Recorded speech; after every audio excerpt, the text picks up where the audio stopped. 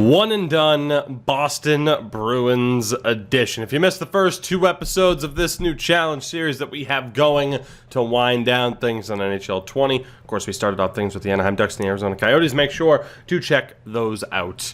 For now though, we move ahead. Let's take a look at the team that we are starting things off with here in Boston. Again, a reminder, pretty much no limitations to this series with the exception of only being able to make 3 trades. We go for the Cup in this season and this season only, and we see how it goes down. So the starting Bruins team, the head coach is a decent fit, not a perfect fit, so things work out relatively well. Pastrnak, Bergeron, Marchand on the top line. Of course, that second line, let's hope it's a little bit better in game than it was in real life, but it is a +5. Having to play Nick Ritchie scares the hell out of me. He'll be with Charlie Coyle and Anders Bjork. Chris Wagner, Corrali, and Joachim Nordstrom make up that fourth line. So pretty happy with the team. Obviously, if there was a team where I'm like, yep, we need to fix this, this is the team that I would know that for, and I imagine there will be some changes offensively. Defensively, looking pretty good. Grzelcyk and Krug. If we do this challenge next year, I have a feeling Krug's not going to be on the team. McAvoy and Carlo, Clifton and Chara, running with Connor Clifton over John Moore. So will there be a change in defense? Likely, I would say. Goaltenders, Tuukka Rask and Yaroslav Halak. Can't imagine we'll have to make too many changes there, if any. So, again, as mentioned, the goal is simple. Win the Cup. We're allowed 3 trades with no limitations to get the job done. Question is just how exactly is it going to work out for us in terms of getting those deals. A lot of strategy behind said deals and when we time them. But you look here, the good thing is we do have some assets to use. Jack Studnicka being a primary example in terms of a high-value prospect we could use, but it's not a full value borrow by any stretch of the imagination. From there, we have the likes of Trent Frederick and John Beecher. Defensively, you know, I mean, Urho Vakanainen's pretty much our only option. So it's going to be tough to pull off any kind of blockbuster deal. Jeremy Swayman is a pretty solid option as well, most likely the future in goal for the Bruins. And of course, draft pick-wise, we have our own. We do have the first-round picks to use to our advantage. But as I tend to do with this series, I want to start things off by simply running with the team. So we'll see how they do. Maybe we'll find that they're decent enough. I have a feeling with at least one of these challenges that we are likely to just go for it without making too many changes. One of these times, I'm sure, we'll run an example where nothing appears to be wrong. We'll see how it goes. I don't know. Maybe this is the one. I highly doubt it. Like I said, interesting spot with the Bruins, of course, being my favorite team. I kind of have a feeling that I know what needs to be changed, at least in a real-life setting. This game is, of course, it has its own little interesting twists and turns as you get a look there at the overalls. 90, 87, and an 88, so pretty well-rounded at this stage. That defense could be a little bit better if we were running more over Clifton, but like I said, I like the chemistry for one Connor Clifton. So let's get down to business here. We'll sim the opening month. Now, the one thing I have to be honest about is I'm concerned that we could be horrible. Because teams like Boston, St. Louis, Nashville, Colorado, it seems like it's a 50-50 coin flip. You're either really good, winning your division in Season 1, or you are horrible with no in-between. I'm intrigued to see how this goes. We get an offer already for Jeff Petrie, which I'm going to decline, but hey, at least I know I can get somebody like Jeff Petrie if need be. But I don't think that's going to be necessary. The one thing I forgot to do in this one was turn off trade offer notifications, so we might get spammed a little bit. 7-5 isn't bad, but the Detroit Red Wings are 7-5-1, so we'll sim another month. The opening couple of games here, not necessarily enough to go off of to determine just what exactly we need to do. I am going to get sick and tired of these offers, so we might as well edit the trade block here. We'll go ahead and clear all of this out, and we should be fine. Yeah, hoping. We're not going to give spoilers. Not going to give spoilers for the other 2 episodes that we've done so far, but I'm obviously hoping, seeing that we're using the Bruins, that we find success in this run. So let's see what we have here. 11-5. We're picking up a little bit of momentum. Shootout loss to the Flyers, beating Florida. Okay, we may have lucked out on this one. Perhaps we're going to be okay and we're not going to have to make crazy changes. That would be incredibly welcomed. Of course, we limited it to 3 trades per episode, just to limit the amount of okay, how long are we going to sit here? How long are we going to make these trades and change literally everything about the team that we can? Right now, I don't think we have to change much. We have a 3-point lead on the second place team for the division lead, that being the Florida Panthers. Brad Marchand, 33 points in 26 games, so it looks like that top line is performing as they should, although David Pastrnak, for some reason, never scores goals. How he's not a goal scorer, I don't understand. But 27 points in 26 games. Bergeron with 27 points in 26 games, and Marchand with 33. So the top line getting it done. That second line with the +5. There we go. Ondrej Kase. Wish we could have seen that in the playoffs. Kase doing incredibly well. David Krejci is having a time. And Jake DeBrusk doing well, so no changes needed there. Third line. 11 points for Nick Ritchie is honestly pretty good. 8 for Charlie Coyle. Especially with the real-life extension Charlie gets. It goes from $3 million to $5 million next season. Anders Bjork with 9 points. That's not too bad. And then Wags with 11, 8 for Corrali, only 4 for Joachim Nordstrom. But offensively, I'm not really seeing much of a reason to make any kind of crazy changes right now. Defensively, 8 points, a +9 for Grizz. Solid 16 points for Torrey Krug. Max doing very well. Carlo's been solid. Clifton and Chara works. They're not a big point producer, but right now, Yarrow. You need to improve that, buddy. But right now, everything's looking good.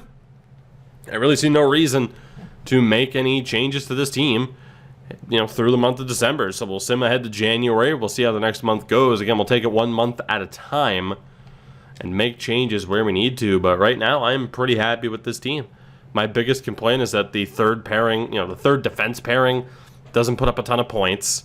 And our fourth line right wing is, not doing incredibly well. If those are our biggest complaints, we have a pretty damn good team, if you think about it. So, pretty happy with what we have seen so far, and still solid record. Losing a few more games at this stage than I'd like to, see. But hey, we're doing okay.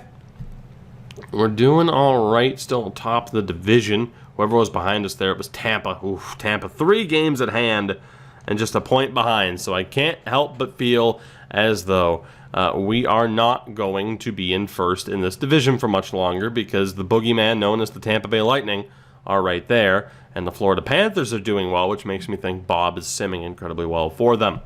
But looking here, David Pastrnak, 37 points in 41 games. He's slowing down a bit. Only has 9 goals. It's astonishing.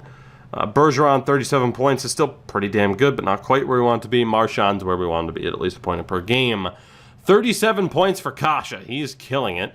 Krejci doing very well with 35 and 38 for DeBrusk. That top 6 it's not changing. First time in a while that I can look at a top 6 and be like, yeah, no, we're good. Ritchie, And he's on a 28-point pace. Yeah, Nick Ritchie's not quite working out, is he? Charlie Coyle, 13 points. Oh, boy. Okay, that third line's going to need something. None of them are on pace for 30 points, which is kind of the benchmark.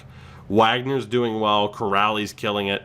Nordstrom's been a little bit quiet, too. So the bottom 6, all of a sudden, that's changed, where it's like, yeah, I could see us needing points. Grizz is doing well. We have him set up as a 2-way rather than an OFD. Krug is doing pretty well with 9 goals. 11 goals for McAvoy. He and Carlo are a great pairing. Clifton and Chara are fine. So perhaps a little bit more offensive firepower here. Yaroslav Halak has barely played because, again, it's my opinion at least that auto-rotate isn't working as it should be in this game. And there really does need to be a button from this menu and the other to have it be able to just switch your goaltender in terms of who plays, because otherwise jumping in and out of the menu all the time really does kind of suck. Let's take a look around. I don't want to wait too long because Tampa is right here. And that third line might need to be reworked a little bit. I said right out of the gates I was worried about Nick Ritchie. And right now that appears to have been that concern appears to have been warranted. Michael Grabner's available. Mikhail Backlund, TJ Brody. Not that we need a defenseman. Calgary might work out for us, though. Backlund apparently doesn't fit. Trying to get him scouted. I didn't change around the coaching staff at all. Derek Ryan fits on the second line, so he's not going to be a good fit for us. Brody fits on that second D pair. I actually do want to scout out Brody and maybe even Travis Hamonic as well. Milan Lucic. Ooh. Look who's a fit for the third line. And former Bruin Zach Ronaldo as well. Yeah, I'd prefer to forget about that. Milan Lucic fits this team. We're limited to only 3 trades, but hot damn. Does that sound like a move to me? Jonathan Taves fits on the 4th line. Andrew Shaw fits on the 3rd line as well. But if I do a 1-player trade and it's for Luch, then I have to do 2-for-1s or 3-for-1s. Or, picking up 2 players or 3 players at the same time in any future trades. And getting Shaw and Carpenter, or Shaw, Carpenter, and Smith, maybe. Maybe just Shaw and Smith. That's not quite my idea of fun, although it would certainly rework the bottom 6. Although really it was just Nordstrom that we were worried about. So we'll see who else is available here. Eric Holla, 4th line. He doesn't really fit the 4th line. That'd be a waste of value. Jared Spurgeon is there. Koivu doesn't fit. Foligno doesn't fit. JT Brown wasn't a good fit for us either. I would love Shea Weber in Boston all those years ago, but Tomas Tatar's not a great fit. Paul Byron's a decent fit, but again, defensively, and it's tough to say, being able to drop someone down to the 3rd line to play with Chara would be great, but I don't want to break up that second pairing. And the first pairing's fine. I guess I can double check how well Grizz fits on that top pair. Because if he fits on the 3rd pairing with Chara, we could get a first pairing defenseman to work with Krug. Yeah, see, Grzelcyk doesn't fit. He's got to be on that top pairing. You got to look at the chemistries here. So you see why we have it that way. The only way Grzelcyk goes is if we get a defensive defenseman and an offensive defenseman in the same trade, and that isn't worth it. So I can't help but think that as it stands, our defense is locked in. So right now, the top deal that I see is going for the memes and bringing back Milan Lucic and probably using Nick Ritchie in the deal. The Islanders, Matt Martin, Cal Clutterbuck. Well, Martin and Clutterbuck, they're overpaid. Surprisingly, they don't fit on our 4th line. That makes no sense. Andrew Ladd was there, too. Doesn't necessarily fit our 4th line either, which you'd think they would. That should be their strategy types. Derek Grant, no. Michael Raffle fits, though. It's not great for us. Go figure that Milan Lucic is apparently going to be the perfect fit right now. Who'd have thought? Sandin, Liljegren. The Leafs always try to trade Sandin for a defenseman who's better now, which is just weird that the AI would register that as their problem instead of keeping him on the team. We are going to pull off a trade, and we are going to look to trade for Milan Lucic. Didn't think I'd be saying that, but I am not happy with Nick Ritchie in a variety of different ways. So if we can move Ritchie for Luch, I'm going to be very happy with that. Luch isn't having a very good season. If I can get Calgary to retain salary, that would be nice. Not necessarily a requirement, but that'd be good. 1-for-1? No. So they would accept it, obviously, except for the cap. I don't want to give up too many high-value assets here, but I could afford to give up somebody. Vakanainen, Beecher. I could give up Connor Hall. Is it Connor Hall or Curtis Hall? It is Curtis Hall. Connor Hall was, I think, a defenseman for the Penguins. I get them confused all the time. John Moore, Lauko, Oscar Steen. What if I use Hall here? I'm willing to overpay on this deal to get Lucic on half salary. Again, this is a deal for the memes, for sure. And obviously these draft picks have no value to me as it stands. Come on, Calgary. You know you want to. Don't make me use a first rounder. God damn it. You wouldn't think Calgary would be this opposed to retaining salary. I mean, I guess maybe you would because Lucic's deal lasts another 3 years after this. All right, Calgary, you drive a hard bargain. This deal makes no sense. But Richie Hall and a first for Milan Lucic, and it still didn't go through. How about a second as well? There we go, Milan Lucic. Welcome back to Boston. Fantastic. Lucic is back. Let's hope he's actually a fit for the third line, like he should be. Half the time the game lies or your scouts are wrong. But Milan Lucic is back in Boston, baby, and he's a perfect fit for that third line. Let's go. Oh, that's huge. Look at that. He's a perfect fit for the first line, too.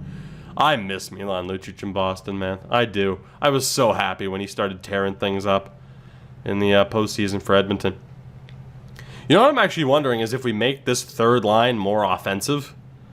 The problem is, like, Luch would have to be the power forward, which, I mean, I guess would make Corrali, or not Corrali, but Coyle the sniper of the line, and Bjork the playmaker, which would be very, very odd. But it could be done. I mean, they have a +3 now, two two-ways and a power forward, which is weird. It's just that they're all a good line fit. We could get that to be a +5 if we make them offensive.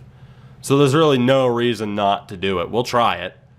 I mean, obviously, player types for me, it's a weird one. I think Pasternak is the great example right now where he's a sniper, but he's not sniping. That'd be like swiper, not swiping. Like, for some reason, he is just not performing at the pace you would think, or he's not producing like you'd think he would produce. Now, Charlie Coyle being a sniper is a little bit weird, but we'll go for it. We'll do the things we got to do, and Anders Bjork, you can be a playmaker, and we'll see how that goes. Let's see what we got here. And again, this should be a +5 at this stage, so I'm excited to see how this third line can do. Moving out Nick Ritchie. I think every Bruins fan watching this is just like, yes, he's gone. I was really rooting for Nick Ritchie, but boy, did he not make good impressions. He just didn't. He didn't make, and there you go. We got a +5 now. Nick Ritchie just did not make, nor did Brett Ritchie for that matter, very good first impressions with this, with the Bruins in real life. I mean, obviously just, I guess, the lack of production in general, and then penalty trouble for Ritchie. Obviously, one hit from the Tampa series really comes to mind. It's kind of rough. Because I think, wow, we have really struggled so far. Jesus. All right, Lucic isn't helping that much. Oh, my God. Okay, well, right, we finally get a win this month. Thank God. But I think that's been one of the issues. And I had a video out, talking about the second round of the playoffs the other day, if you didn't catch that one, where I talk about every series that went down. But kind of talked about it for the Bruins, where you have so many, kind of examples now of like, okay, can they finally find a winger for the Krejci line? And it's like you get Coyle and Johansson, Johansson last year, and Johansson looked like a decent fit, but they both kind of settled in better on the third line. Like, they continually just seem to struggle filling two spots on that forward core, which we're kind of struggling with here too. We picked up momentum in the back half of the month. 52 points. We're behind Tampa, which is really no surprise, I suppose. And Buffalo's right there as well. Brad Marchand, 61 points, though, in 52 games. Looking very good. Pasta with just 13 goals, but the point total's looking a lot better. Yeah, the top line's not changing. The second line isn't changing. They have been fantastic. Third line, ooh, no, Lucic, no. No points in 11 games for Milan Lucic upon his return. Coyle's up to 18 points and 18 points for Bjork. I mean, Luch hasn't been a detriment. It's making Coyle and Bjork play better, but Luch has just not gotten involved offensively yet at all. We'll swap the wings and see what happens. And defensively here, I have no complaints. 3 points for Chara, but I have no complaints about that defense. Yaroslav Halak, though, and Tuukka Rask, their save percentages are dropping. And that is a major major concern here. We enter the month of February. We're going to sim a little bit closer to the deadline, probably 2 weeks away from it, which will be right here on February 11th. And we'll see what we look like at that point, mainly in terms of perhaps a different goaltender. And maybe despite, the defense performing pretty well, maybe we look to replace Connor Clifton and just to get someone higher rated into the team. And that might help us out defensively a little bit. I mean, we're 4 points behind Tampa. They have a game at hand, so that doesn't help. But let's see what we have here. So Clifton, 11 points and a +2. Chara's a +10. 4 points. I really don't have any complaints. Grizz and Krug aren't perfect. The issue is, right, we could find an offensive defenseman for the third line aside from Clifton, and a defensive defenseman to work with Krug to replace Grzelcyk. So if we're going to make a move, it would have to be for the defense. I want to take a look here. We know that top 6 is locked in. How's Lucic looking?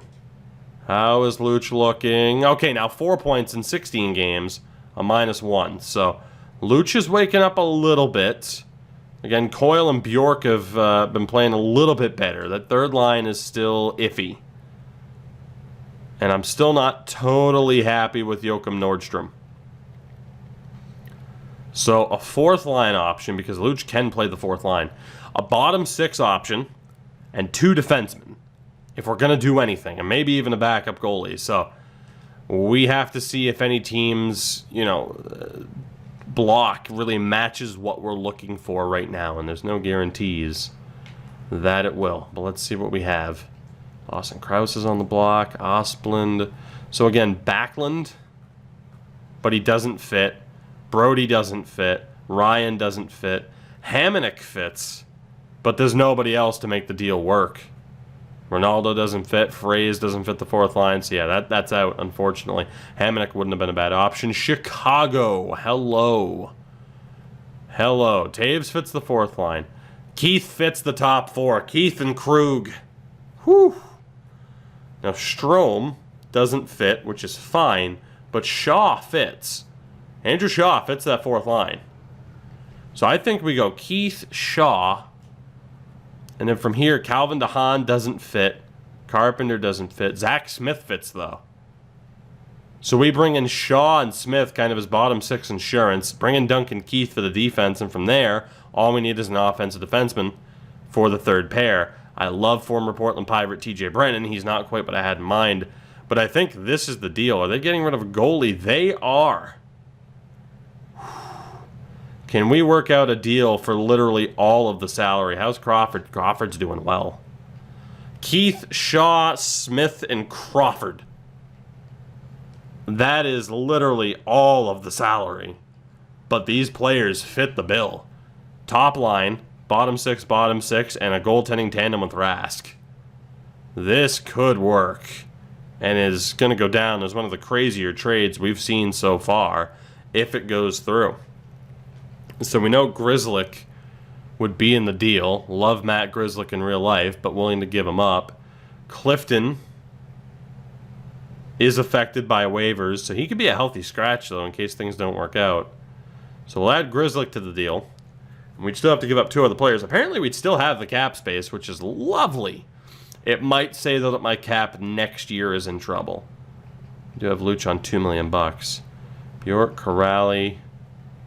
We could give up Nordstrom in the deal. He hasn't been bad. He just hasn't been crazy good for us. I think Stud would be needed in this deal. I think we'd try Trent Frederick first. Yeah, I'd have to add somebody else. It's probably going to have to be Stud. Who gets this to work? I'll add in Lauko. Yeah, there we go. It'd be over the cap. Interesting. Jack Studnicka would have to be a part of the package here. And then we need somebody else, unless we can get them to retain salary, which is unlikely. Crawford is the most likely option to have this work with. The only guy that they're getting rid of that has a ton of value is Keith. The others are just kind of like, okay, yeah, you want them? Go ahead, take them. So, if we were to add Frederick... Okay, so that would work. It's not going to go through, though. Okay, it went through. Fine by me. So there we go. Trade number 2 is in the books. I didn't think it would go through with the retained salary, but it did. So it's now Rask and Crawford. Duncan Keith will be on the top pairing with Torrey Krug. We'll have McAvoy, Carlo, Chara, and probably find a replacement for Clifton. And offensively, we now have room to try and find a better fit for the fourth line. And again, we have insurance policies in case Lucic can't cut the mustard. Andrew Shaw could get that bump up. He's already a grinder, so we can just plop him into the fourth line spot here. And that's pretty much perfect. How are the face-offs? Yeah, Corrali's by far the best. We'll have Shaw on the right-hand side. That fourth line's not perfect in terms of chemistry, but it will do. I do wonder... Zach Smith's a pretty good fit for that fourth line, too. Interesting. Interesting. Because, again, I'm pretty happy with Wagner and Corrali. Andrew Shaw and Milan Lucic on the same team. Oh, the memes are tremendous today. They are spicy.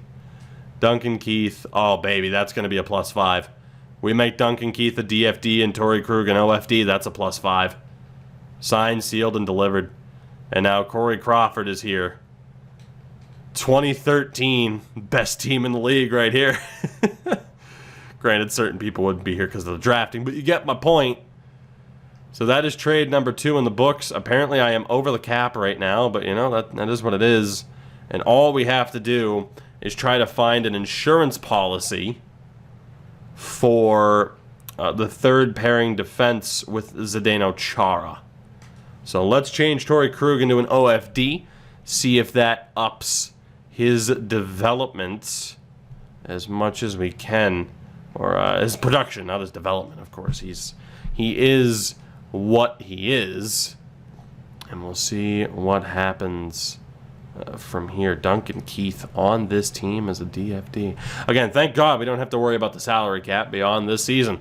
I'm here to win. Duncan Keith as a Bruin. I like it. Then again, I think any team in the league says Duncan Keith as on this team. I like it, as you should. Duncan Keith is a future Hall of Fame defenseman. What a goddamn player. And it pisses me off that he was a Blackhawk. It doesn't. I liked Chicago in 2010. I did. And then they beat the Bruins, and now it's just weird. There we go. Whew. All right, this team looking that much better. The only thing we need is a third pairing defenseman. Again, we have a decent option with either Shaw or Smith if need be. So now literally it is just find that defenseman that fits with Zdeno Chara and can perhaps get a little bit more production than what we're seeing out of Connor Clifton, another defenseman that I really like in real life and would be very upset to see the Bruins trade. But in this instance, baby, we're going for it. Does Jared Spurgeon fit? No, he didn't, right? Yeah, second pairing only. Damn. Montreal still have Weber and Petrie, but they just don't fit perfectly. I'm going to try to... I was going to say, I need to scout them. Nope, not that. Not that. I need to scout these guys. I want to get full info on Weber and Petrie and see for sure if they fit or not, because they would be pretty good additions to this team. To be honest, we might as well scout Thomas Tatar as well, just to make sure that he doesn't fit the team. Montreal could be a very, very interesting team to work out a deal with. Mark Borowiecki, 145 penalty minutes. Jesus, no thank you. No thanks. I'm good. Vlasic, Steen, Scandella, Bouwmeester. Really not finding that OFD to try and maximize line chem with Chara as a DFD. Yeah, okay. So we got to see if Montreal would work. So we will sim up to the deadline, and we'll see what happens from here. But a blockbuster deal is pulled off with Chicago as our second trade after acquiring Milan Lucic in our first. TJ Brody and Toby Reeder have been sent to Colorado. Let's see what else we have now. A win over Detroit. Holy blockbuster. So Dallas gets Vlasic, Thornton, Nason, and Brodzinski for Ottinger, a third and a fourth. There you go, San Jose. You finally have a goalie in the system. Congratulations. Congratulations. Hutton and Krause exchanged, a second and a fourth also involved. Interesting. Let's see what else we have here. A damn good winning streak in the aftermath of that trade. Pajot moved to Carolina. Kochikov, a second and a fourth involved. So no big defenseman on the move, particularly from the Montreal Canadiens, which is very good news for me. Very good news indeed. If this doesn't work, we'll look elsewhere. I'm looking at these teams' trade blocks here, and I'm not seeing much that's changed. Jake Allen now on Montreal in this instance. So here we go. Let's see how these guys fit. Second pair, first pair. They're not great fits, but we could take the risk and try to acquire them anyway, particularly Jeff Petrie over Weber, although a Weber-Chara pairing, oof. 2011 me can't handle the thought. Pietrangelo. Not a perfect fit that we know of, but Pietrangelo's on the board.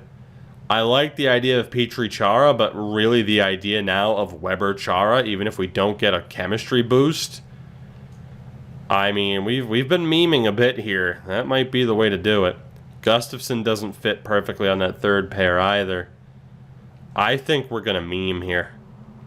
Why not meme a little bit? I have found so much success just memeing with this team. Like with Toronto on Twitch, we brought back like Tyler Bozak, and we won a cup because of it. Crazy things can happen when you meme. Can I afford Shea Weber? I don't think I can, particularly with them, retaining some salary here, and by some I mean 50%. But this is going to be a very expensive deal, as if it wasn't going to be already. Involved in this, as if they need him, they're interested, is Jeremy Swayman. Montreal would have too many goalies, so we'll take back Lindgren. Why the hell not? Let's see what else we can do here in terms of who has value and who might have a cap hit that we simply can't afford. Honestly, Connor Clifton would have to be involved in the deal. It'd simply have to be, because I'd lose them to waivers. I mean, John Beecher would be involved. I can't believe Shaw has that value. Jesus. Lauco could be involved. Actually, from there, it might have to be first rounders. From there, it would probably be first round picks. I'd be over the cap. I'd need to have somebody involved here. I'm thinking it'd be the likes of Zach Smith to help this deal go through, or John Moore. I'd still be over the cap. Whew. What if we take out Beecher? I mean, we have been going for some very hefty contracts. What if I were to also use Zach Smith? So I'd have to use Smith, Moore, Swayman, and 2 firsts. Will this go through? No. It would, but they don't like the value. If I reduce the amount that they retain on Shea Weber, hopefully I can go low enough before the game is like, nope, sorry, you'd be over the cap. Will Montreal cooperate and retain some salary on Shea Weber so I can have the ultimate third pairing as of 2011 with Shea Weber and Zdeno Chara? Montreal, come on. Bergevin, I'll buy you a new shirt that you can ruin the sleeves on just by flexing. You jacked up man. Oh boy. Yep, there's the limit. Okay. It's got to be this. Damn it. Damn it. Yeah, what if I take these out? I'd have too many players. How the hell am I going to do this? I don't think I can. Shea Weber is going to be too expensive. We're going to try to go for Jeff Petrie instead, who is significantly less expensive. I feel like that's the only way to really do it now. So, let's add Urho Vakanainen. I'd be over the cap at this point. And here is where we will add John Moore. And hopefully that's enough, and then we can retain some salary if need be. So, Montreal, would you please retain some salary on Mr. Jeffrey Petrie? Oilers legend, Jeff Petrie. Oh, boy. There we go. Come on, baby, yeah! There we go. Jeff Petrie, welcome to Boston. Our final deal is done. The defense is set, and I'm feeling pretty good. I'm feeling pretty good. We ended up making more changes to this team than I thought we'd have to. But I like where we are right now. So Connor Clifton, take a seat for Jeff Petrie, who will be made into an offensive defenseman to work alongside Zdeno Chara. And, did it send down Corey? It must have automatically sent down Corey Crawford. I didn't add Corey Crawford into the deal, did it? Please tell me I didn't just... Okay, it sent him down. I was going to say, please tell me... Oh, no. Oh, no. I'm going to be over the cap, and I'm not going to be able to afford to call up Corey Crawford, am I? That's what that means. Yep. Okay. Let's go to Clifton. Shit. And forwards... I should be able to send down Smith. No one's going to claim Zach Smith. It's still saying I'd be over the cap. Which is bullshit because Smith fits on the team. Fuck. Smith, Nordstrom, Clifton. Send them down. None of them got claimed, which is shocking. And then Lindgren for Crawford. Apparently I'd be over the cap. Uh-huh. Right. Okay. So Tuukka's the man until we have doubts about Tuukka. And then instead... Oh, shit. I had a feeling I was playing with fire, but the game doesn't give you proper info. Crawford only played a game anyway. Tuukka's been a workhorse. If we're in trouble, goaltending-wise, Lucic or Shaw gets sent down, and that is how we get Crawford back on this team. That is the only way. So that third pairing, we have to change Chara and Petrie to be a more friendly combination, and we'll see what happens from there. That could have gone a tiny bit better, but it's also not a horrible situation. So, you know, I don't hate where we are right now.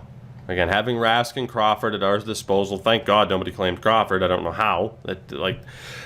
That's right. That right there is just the game breaking itself. But it benefited me because Crawford didn't get claimed. So hey, what's the punishment there? There really wasn't a punishment. But it also was the fact that the game didn't tell me that I was going to be over the cap. As far as I saw, I don't know. Maybe I'm wrong. I've been wrong before. Lord knows I call someone by the wrong name every goddamn episode of every video I do. So, yeah. It's just kind of funny how these things work now, isn't it? Isn't it funny how? As Zdeno Chara is already a DFD, so it's perfect. How did I forget about that? How did I forget about that? So let's take a look here. This team is finalized. I'm not allowed to make any more changes. We're listed as champions. I would frickin' hope so. So a +5, +1, 2 +5s, a +1, and a +1. So bookended by a +1, not too bad. Defense, we at least got Petrie and Chara to a +1. Let's roll. Let's do this. This team is gonna lose. They're gonna lose in the first round. Oh my days, are they going to lose in the first round? Let's do this. Let's do it. Let's do it. Let's see how the rest of this goes. We'll sim to April 1st. Only 2 games in April at that point in time, so we will know much earlier than that. as to what our fate's going to be. A huge win there over Tampa gets us that much closer to reclaiming the top spot in the Atlantic Division. And right now we have it on tiebreaker, so we're neck and neck. The Leafs are up there. The Panthers are up there. This is going to be a bit of a crazy finish here for this division. We have already 5 teams in this division on at least 92 points. This title is up for grabs. Right now we're in a wild card spot. This is crazy. The Atlantic Division, just a murderer's row at this stage. Hot damn. And it looks like, I mean, our chances of winning the division title are out. This is great. This is one of the most stacked divisions I have ever seen. Look at this. We're going to have 102 points and maybe not even make it into a top 3 spot. This is crazy. Huge game against St. Louis. We win.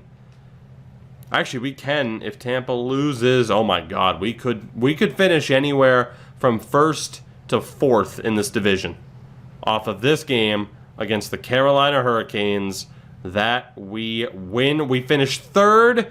Toronto takes the division on the final day over the Lightning, who will be playing in round 1. We get to play our boogeyman in round 1. What an insane division. 51, 27, and 4, and we're in 3rd. Absolutely bonkers. And it's because Ottawa and Detroit sucked. And the Metro, Washington, Philly, and Pittsburgh made it. Columbus and the Islanders sucked. And the Central had Colorado, Chicago still made it. Dallas and Minnesota, St. Louis and Winnipeg weren't good. And Vegas, San Jose, Arizona, and the Couve. Calgary not that good. It's because they traded Lucic. Look at this. The top 3 teams and 4 of the top 5 all out of the Atlantic, including Buffalo. Figure that one out. Ottawa dead last. Goals for per game. We had the league's best offense. Goals against at a 2.7, which was bottom 4. So we can certainly score goals. The defense certainly on point. We take a look now at the points. Brad Marchand leading the way with 96 and 82. 83 for Pasta. Bergeron a little bit off the pace, but 34 goals is solid. Kasha, DeBrusk, and Krejci were phenomenal. One of the best second lines I think I've ever had. 72 to 78 points between the trio. 37 goals for Jake DeBrusk, leading this team. Outscored Marchand and Pasternak. That's insane. And then from there, the third line, Bjork, happy with that. Coyle, a bit disappointed, but the second line really did overperform. Shaw finished with 28 points. 5 points in 25 games. Ooh, I don't know if you're going to stick around. If we're being honest here.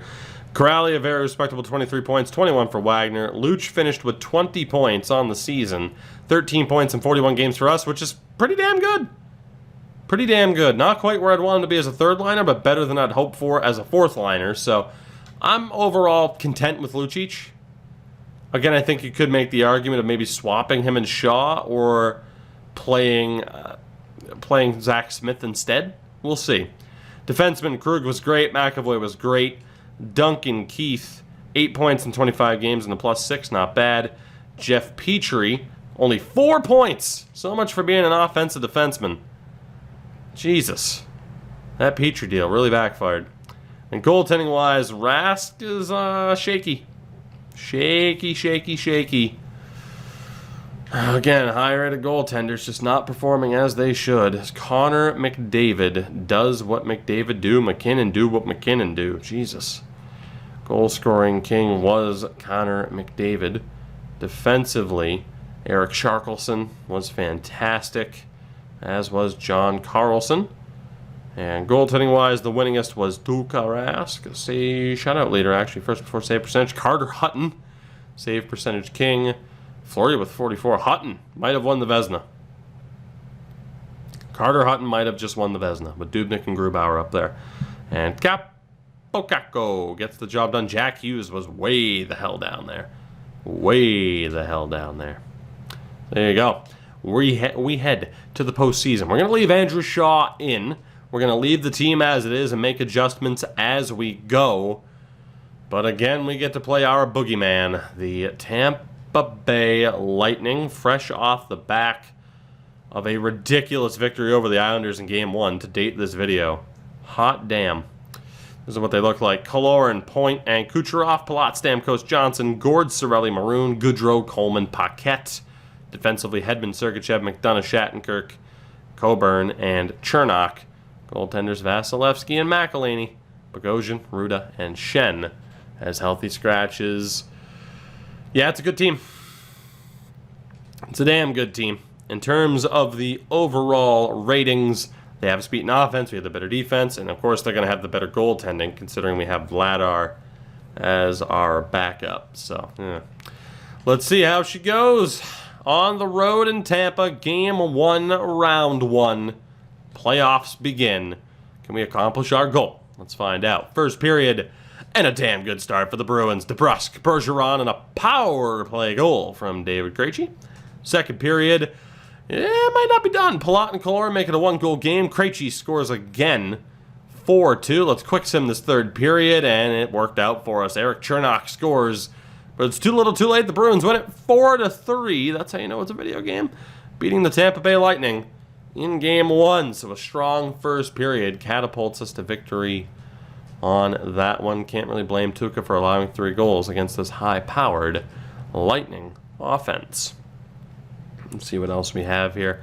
First period, goal apiece. Shattenkirk on the power play. DeBrusk equalizes. Second period is scoreless. Quick sim of the third, nearly being doubled up in shots. But we're going to overtime. Anthony Cirelli scores. Coyle ties it. 40 shots to 28. We go to OT. Who is going to take Game 2 here in Tampa? Power play for the Lightning, and that will do it. Andre Palat scores the winner. And the Lightning even up this series at 1 goal apiece. So interesting. We'll see how that one plays out. Again, can't blame Tuukka for that, but defensively we were not where we wanted to be with that many shots allowed against this Lightning squad. We'll see how Game 3 goes. If we lose this one, we might have to look at changes. First period, goal for the Bruins. Brad Marchand gets involved. Second period, goal apiece, Anders Bjork and Andre Palat. Third period, and the Lightning come back to win it. Stamkos ties it. Erik Chernak scores the winning goal. The Lightning win 2 straight. This feels awfully familiar. The Lightning win 2 straight and take a 2-1 series lead off the back of consecutive 3-2 victories.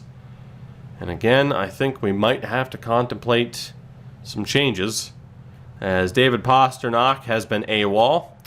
Bergeron, meh. Marchand, meh. Kasha, Krejci, DeBrusk has been solid still, but really carrying that off the back of our first-round option. That fourth line is just not really clicking right now. So Andrew Shaw, hate to tell you, buddy, but I think you are out of here. And I am going to make a change there on the fourth line to try and spark something. Zach Smith, come on down. You're the next contestant on Please Don't Blow It in the Playoffs. Let's see how you do. So he'll be with Wagner and Corrali. We're going to leave the rest of the team the same for the moments. Not in pure panic. But the veteran Zach Smith is going to draw in. He's a better fit for that line. Defensively, Keith has been fine. Krug, McAvoy, Carlo. I mean, we just haven't seen much production from the defense. Rask with a 918. It's good, but not necessarily good enough. So we'll see what happens here. We'll see what happens here, though, moving forward. So let's see how this one goes. It's Game 4 against the Lightning, and a crucial one at that. That's not, it's Game 4 here in Boston. For some reason, I thought we had home ice for a second because we won more games than them, but hey, the pity point. First period, interesting start. Johnson on the power play. Kasha ties it. Kucherov scores. Kasha ties it, and Pastrnak shows up. We have a 3-2 lead. Second period, we are no longer up 3-2. Andre Palat has been a nightmare so far. We quick sim the third. The Lightning win 6-5. I have seen this friggin' movie before.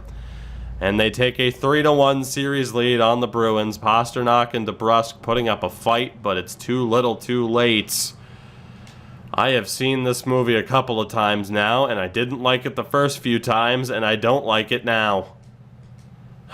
One game away from elimination. It's Game 5 down in Tampa.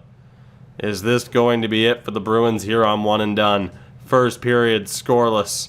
Second period, 2-0 lead. Zach Smith and Brad Marchand. Third period, the Bruins live to see another day. David Pastrnak hath awoken. He is killing it right now. And Tuukka Rask with a 24-save shutout in an elimination game sets the stage to perhaps make some sort of a comeback here in this game. Whew. Let's see how she goes. We'll keep the team the same. Do we have enough firepower to survive the Lightning? Let's see what we got. First period, scoreless.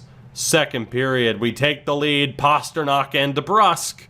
Third period, and the Bruins force Game 7. Jake DeBrusk's empty netter caps it off. Tuukka Rask with his back against the wall, getting the job done. And we force Game 7 against the Tampa Bay Lightning, outscoring them 7-1 over the last two games. Will it be like this year where forcing Game 7 meant absolutely nothing? Here we go. First period, good start, Sean Kuraly. Second period, Tampa takes the lead, Killorn and Stamkos. Here we go. Is this it for the Bruins? David Krejci able to tie it. Power play for the Lightning. Cirelli scores as it ends. Tampa back up by 1. 10 minutes to go here, halfway through the third. Power play for the Bruins. We tie it. Jake DeBrusk. Is it over? Zach Smith. Power play chance. 2 minutes, 1 minute. The Boston Bruins, yes sir, have come back from 3-1 down to beat the Tampa Bay Lightning in 7. We are not done yet, boys and girls. We will march on to take on the Toronto Maple Leafs in round 2 of the playoffs. It's inevitable. Bruins, Leafs, we just can't get enough, can we? Krejci, DeBrusk, Kasha. Good God. I mean, Bergeron, Pastrnak, Marchand doing well. Zach Smith, 3 points in 4 games. What a decision that proved to be. And you look at the defensemen as well. McAvoy and Krug really waking up in terms of their production. And Tuukka still hanging in there at a .917 save percentage. It's good enough to get us here. Second round against the Leafs. And we'll take a look at what this team looks like here as we get ready for the second round. So it's Nylander, Matthews, and Marner. Second line of Hyman, Tavares, Kerfoot. Third line of Johnson, Boyle, Brian Boyle back in Toronto, and Evan Rodriguez. A fourth line of Kyle Clifford, Denis Malgin, and Ilya Mikheyev, who has 5 goals on the fourth line. Defense is Riley Berry, Muzzin, and CC Dermott, and Justin Hall. The goaltenders, Freddie Anderson and Jack Campbell. Scratches Patan, Spezza, Gauthier. Let's see how it goes. I mean, obviously the team's a little bit different. You have Rodriguez there instead of Kapanen. Obviously, you know, we're not at the point yet where I'm taking Ty Berry off of this roster. The teams are very, very close.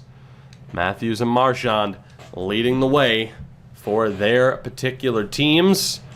Let's get it underway. Second round against the Leafs. I was teased with a loss to the Lightning.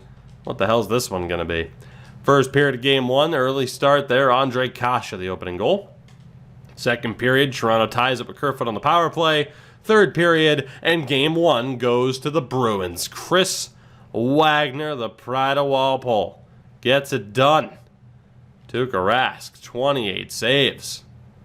And the Bruins are in a pretty good spot here, now winning 4 straight games here in this postseason. We march on to Game 2. Do we have that momentum firmly intact? Let's find out. First period, good start there for Toronto after Krug scored the opening goal. 2 goals for Brian Boyle to give them the lead.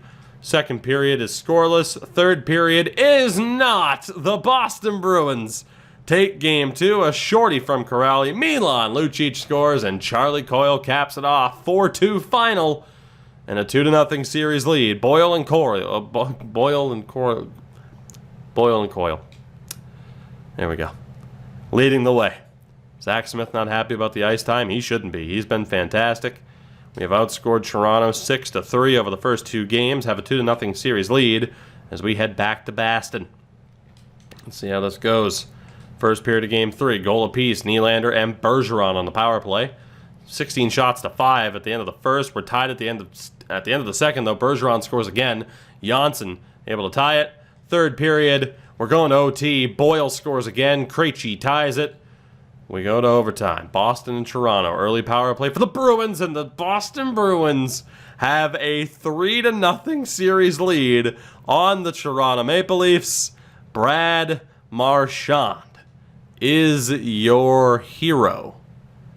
And we are 1 win away from the Eastern Conference Final, where it's looking like we're going to take on the Buffalo Sabres if we make it. 2-3-0 leads in the East right now. Here we go. Game 4. First period. 1-0 Boston. Brad Marchand on the power play. Second period. Scoreless. Third period. We end up going to overtime. Justin Hall sends it to extra. Here we go. I am pouring the celebratory Palmer because my throat's on fire, damn it. It's been 56 minutes and the Boston Bruins are going to the conference final. That's why it's worth it. 56 minutes of pure bliss. David Pastrnak scores the goal.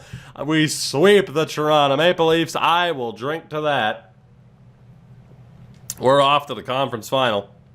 Will it be against Buffalo is the question. The answer is yes. Bruins and Sabres.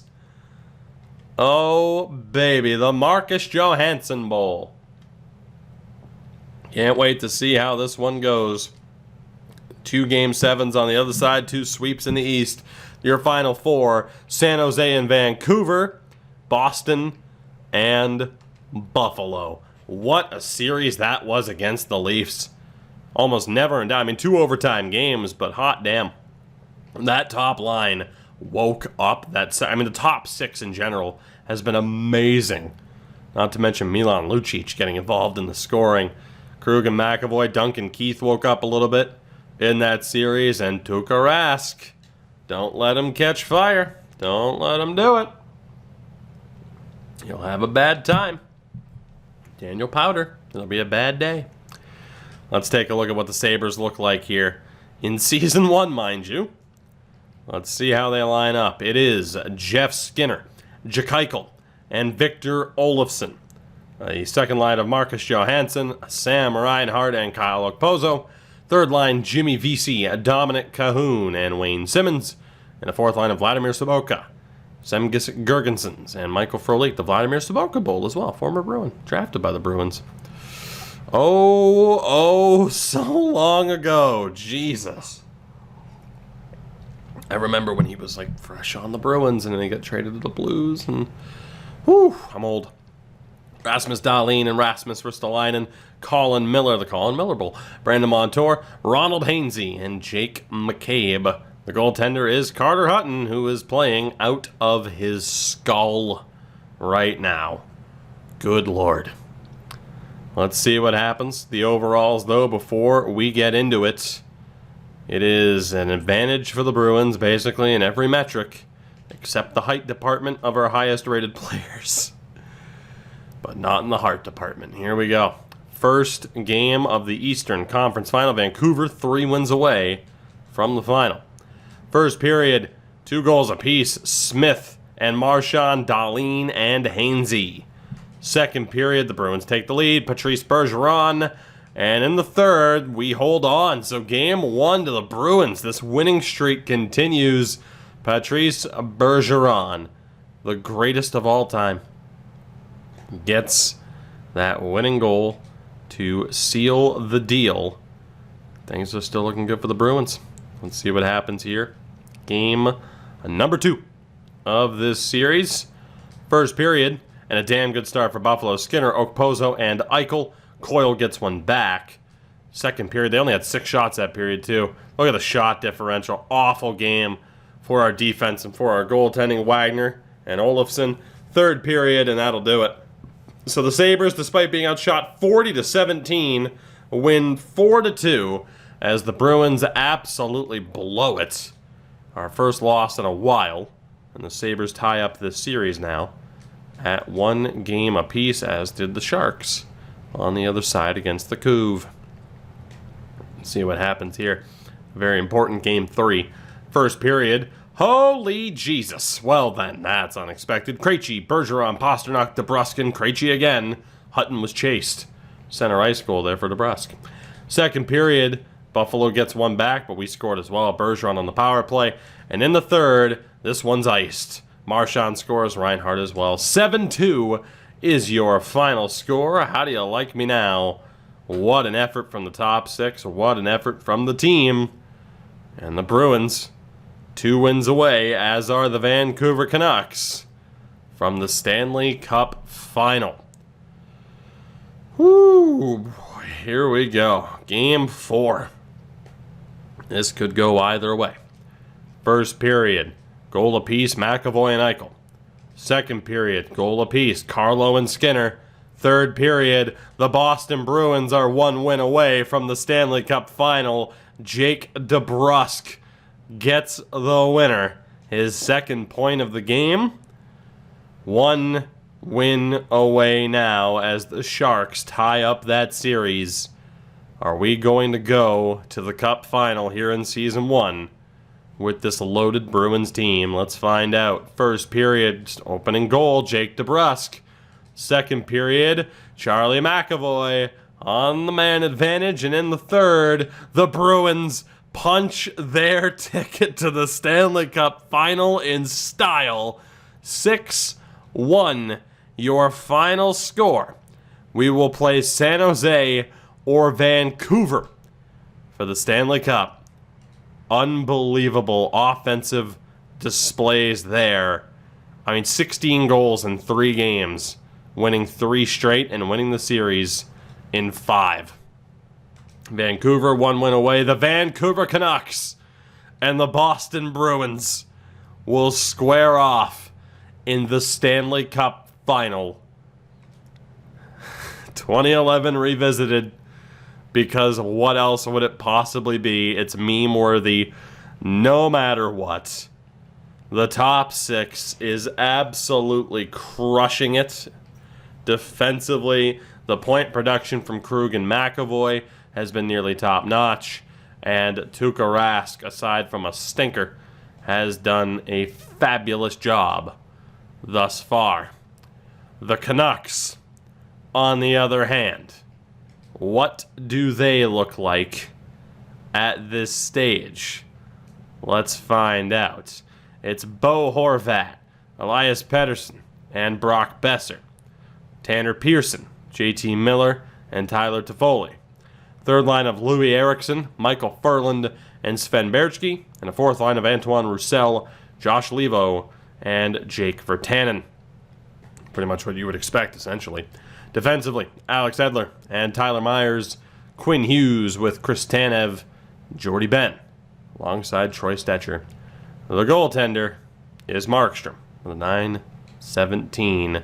Scratches of absolutely nobody, apparently. They're carrying the bare minimum, and it's gotten them to this point. The Stanley Cup Final. As we look here, we have the advantage on paper. 2011 revisited. How else could this have possibly gone? Well, let's do this. Game 1. We have home ice this time. First period. And what an offensive explosion. For the record, I was saying in the Cup Final, we had the home ice against Buffalo. McAvoy, Kasha, and Marchand start off this game in great fashion, but Pettersson and Horvat get the Couve back in it. Second period, we are tied at 4. Lucic scores, but Pettersson and Stetcher tie it. We go to the third. 4 goals apiece. Pettersson scores. The Canucks take the lead. Toffoli scores. It's 6-4. Vancouver. What an unreal turn of events. Bergeron gets one back on the power play, scoring on Demko. He's back in the state of Massachusetts.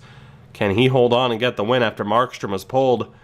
You should have started Thatcher Demko. I could have told you that. 1 minute left. The Vancouver Canucks take game 1 on the road, 6-5. Your final score. Pettersson with a hat trick, and how Thatcher Demko wasn't the first star, I have no idea. Look at that. Markstrom didn't even make it 7 minutes. But the Canucks come back to win it. Unbelievable. We go to game 2. Somehow, though, I have a feeling the Bruins have been in this situation before. We'll see what happens in game 2. Oh, Tim Thomas, run. First period, Canucks strike early, Besser and Eriksson. Second period, 2 goals apiece, Krug and Corrali for us, Pearson and Horvat for them. Down by 2. Heading into the third period, we need goals and fast, and there's one. Jake DeBrusk on the power play. Can we get another one or 2 in this period? Or will the Canucks take a 2-0 series lead, and Canucks fans will not unclench until they see a 4? 2 minutes remaining. Game 2 goes to the Vancouver Canucks, a 2-0 series lead. Ferland, Horvat, and Pettersson leading the way. And we lose back-to-back games, I think, for the first time, really since the first round against Tampa. When, of course, we were down 3-1. It looked like we were one and done in that way. It's game 3. We need a win here and desperately. First period, good start for Vancouver. Pettersson scores. Second period, and there we go. We tied up at 2. Marchand and Keith. Toffoli scores. This is anybody's game here at this stage. How is this going to go? The next goal means oh so much. Who's it going to go to? Are we going to have to wait until overtime? No, we're not. Pettersson scores. The Canucks have a 3-0 series lead on the Boston Bruins. And E.A. Burnaby trolling the hell out of me is what we are seeing here. We make it all the way to the final just to play Vancouver. And now, here we are. First period of game 4, we're not going to make any changes. Bergeron strikes. Second period and third period on a quick sim, we win it 2-1. Accidentally double tapped the button there, but hey, we avoid the sweep thanks to a 41 save effort from Tuukka Rask. It was Chris Wagner's 3rd of the postseason. After Ferland scored, that led us to victory. 1 down, 3 to go. It's game 5. Back in Boston. I've seen too many teams raise the cup here. First period, Canucks score, it's Edler. Second period, the Bruins explode for offense. Bergeron, Lucic, and Krug. Third period, the Bruins force game 6 back in Vancouver off the back of a 3-1 lead, or 3-1 win, really. Milan Lucic leading the way. Fantastic stuff. Whew, here we go. It's game 6. Will the Canucks win it on home ice? First period, strong start, Besser and Miller. Second period, we go to the third, trailing by 2. The Canucks potentially about to win the cup on home ice. Josh Levo scores. The Vancouver Canucks are going to win the Stanley Cup in 6 games over the Bruins. It's a wonderful night for an exorcism.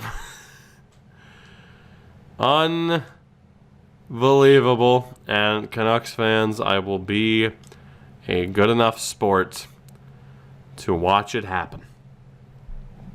We got so